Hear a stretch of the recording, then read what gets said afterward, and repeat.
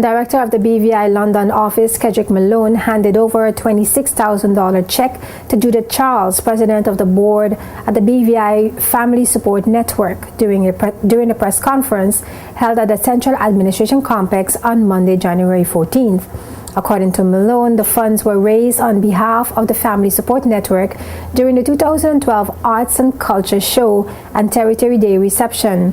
He said the funds were already disbursed via bank transfer for the continued operation of the organization.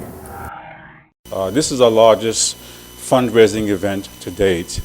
Annually during the Territory Day reception and the Art and Culture Show, the office and the Friends of the BVI choose a local charity to support with its silent auction. And we were very pleased this year to raise $26,000. Judith Charles accepted the check on behalf of the FSN and highlighted some of the human resource challenges that the organization faced in 2012 as it sought to meet the needs of the community. Outlining the way forward, Charles said specific emphasis will be placed on funding to finance the operations of the FSN. Family Support Network is certainly most grateful to the BVI London office for this initiative. The funds did come through at a time when we were on our last legs, and because of the situation that we got into last year in September in particular, we have refocused our efforts on enlarging our board of directors. Mrs. Allegra Jennings is now a part of that board, and her whole focus is going to be funding. The yearly operational cost of the FSN is, at the minimum, just over $120,000. In September 2012, Charles said the FSN was at the crossroads after having had a perfect storm of events, largely because of inadequate funding, except for government's annual $40,000 subvention. Speaking at Monday's press conference, Judith Charles said the FSN is now forced to do a lot more with a lot less. If anyone has seen our 2011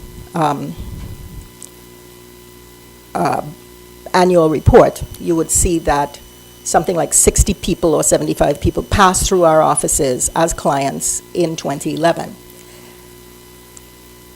Because of how things went down in FSN over 2012, part of what happened after we lost funding and the staff quit was that the equipment also all crashed. So I don't have any records of what happened from January to September. However, I do know that between September and October, 50 people came into FSN for services, most of them with children.